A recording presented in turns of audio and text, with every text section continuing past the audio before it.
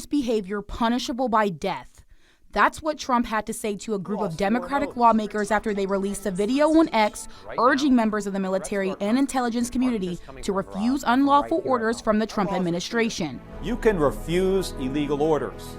You can refuse illegal orders. You must refuse illegal orders. Former U.S. Secretary of Defense Leon Panetta calls that accusation false. The reality is that it is not sedition for these members to basically advise members of the military that they do not have to obey an illegal law. House Speaker Mike Johnson says the DOJ and the Pentagon are reviewing the legality of the video. He called the lawmakers' actions wildly inappropriate and very dangerous. You have leading members of Congress telling troops to disobey orders. I think that's unprecedented in American history. These lawmakers, all of them veterans, say their message was about duty, that service members are required to obey the law and follow the Constitution. The Code of Military Justice makes very clear that soldiers are to obey a legal order, which makes clear that they do not have to obey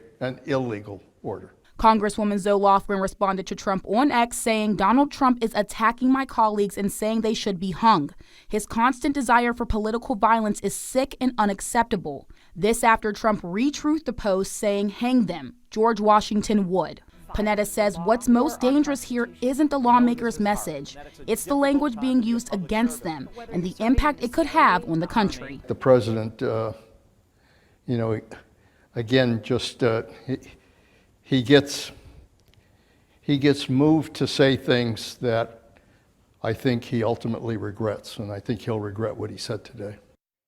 And Panetta also pointed to the country's longest government shutdown in history as proof that the president and both parties need to come together with major issues still waiting to be addressed. In the newsroom, I'm Jasmine DeJarnette, KSBW Action News 8. Jasmine, thank you.